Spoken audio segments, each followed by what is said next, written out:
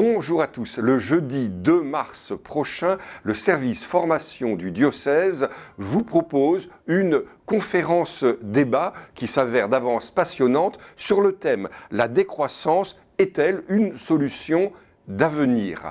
Ce débat sera animé par un journaliste que vous voyez régulièrement sur nos réseaux, Matteo Ghisalberti, et il va réunir trois débatteurs, Philippe Corte, qui est un ingénieur, qui s'est spécialisé dans les questions d'environnement, Yves Urvois-Rollin, qui est auteur de plusieurs livres et qui est un partisan de la décroissance, et puis Jean-François Mouot, qui est le directeur de l'association Arocha, et c'est lui qu'aujourd'hui j'interroge pour nous donner envie de venir à cette conférence.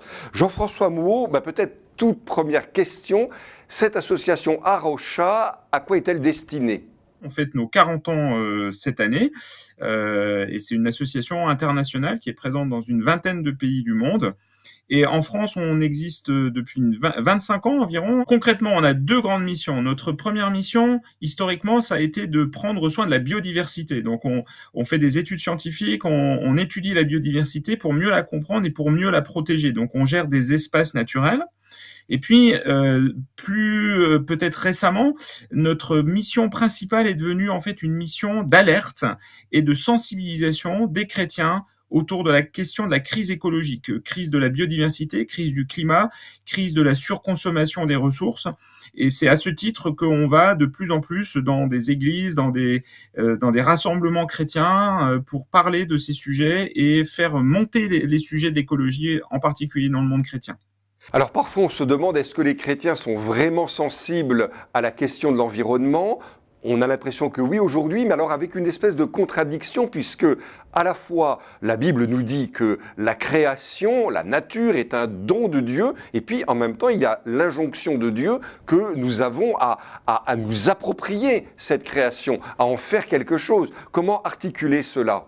Oui, alors c'est une très bonne question. Donc justement, on va pouvoir en débattre longuement lors de la soirée de début mars. Effectivement, la terre, nous dit le psaume 24, verset 1, la terre appartient au Seigneur. Donc c'est vrai qu'il nous l'a confiée en gestion, mais elle lui appartient. Et à ce titre, déjà, on doit la respecter. Et puis, comme on le sait très bien depuis notamment l'encyclique Laudato Si, le mandat de prendre soin de nos frères pauvres, ça inclut aussi de prendre soin de la création, parce que c'est la création tout entière, c'est notre terre commune, notre maison commune, et cette maison commune, il faut en prendre soin parce qu'on sait pertinemment, comme encore une fois le montre bien par exemple l'encyclique Laudato Si, que ce sont nos frères les plus pauvres qui souffrent le plus du mal qui est fait à la création actuellement à travers de multiples maux qui constituent véritablement quelque chose de nouveau sous le soleil, c'est-à-dire on n'a jamais connu dans l'histoire humaine. Je suis historien de formation, donc c'est aussi à ce titre que j'interviendrai parce que j'ai fait des recherches sur l'histoire de l'environnement, pas mal. Ce qu'on vit actuellement, c'est sans précédent dans l'histoire humaine. Le pape Jean-Paul II, pour parler d'un certain nombre de maux de nos sociétés contemporaines, avait l'habitude de parler de structure de péché. Est-ce que vous pensez que notre manière de vivre, parfois sans respecter la création, est une structure de péché ? Oui, je crois tout à fait. Je l'utilise d'ailleurs cette expression régulièrement. Effectivement, on voit bien que c'est pas à titre individuel seulement que on est pécheur. En fait, puisqu'il s'agit effectivement bien d'un péché. Étymologiquement, le mot péché veut dire simplement entre guillemets rater la cible. Alors il y a plusieurs étymologies possibles, etc. Mais une des étymologies, c'est rater la cible. Et je crois que là, collectivement, on est en train de rater la cible. Moi, je rate la cible à titre individuel parce que je ne vis pas de façon aussi vertueuse et aussi écologique que je le voudrais, que je le devrais. Je pêche encore, donc je suis pas là pour venir faire la morale à quiconque. Mais en même temps, si je pêche, c'est parce que à cause de mes désirs égoïstes, de mes propres insuffisances en tant qu'être humain, mais c'est aussi parce que je suis confronté, comme vous le dites, à une structure de péché qui fait que, par exemple, quand j'ai envie de me déplacer de façon écologique, je peux pas toujours le faire parce que parfois j'ai pas d'autre solution que d'utiliser enfin en tout cas j'ai des solutions, j'ai pas d'autres solutions réalistes par rapport à voilà. Donc on est effectivement dans un système qui nous emprisonne, qui a des effets délétères, un peu comme on pourrait comparer à de la drogue en fait. Quand on est drogué, et on est drogué aujourd'hui, je crois, collectivement aux énergies fossiles. Ça a des effets délétères à la fois pour l'environnement, mais aussi pour nous.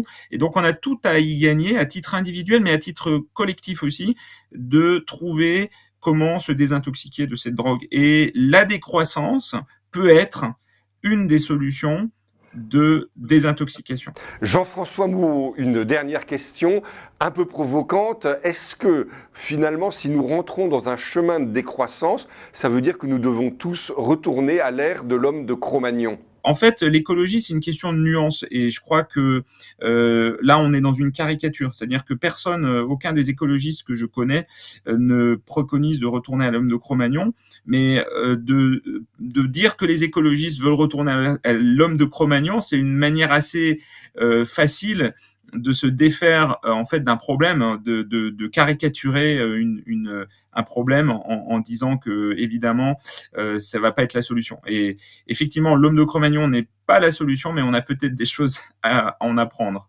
Merci beaucoup Jean-François Mouot, qui est le directeur de l'association A-Rocha, et puis qui va donc venir nous rejoindre ici à Monaco, je rappelle, jeudi 2 mars de 19h30 à 22h, avec 2 autres débatteurs et un débat qui sera animé par Matteo Ghisalberti. À bientôt, avec le plaisir de vous y retrouver.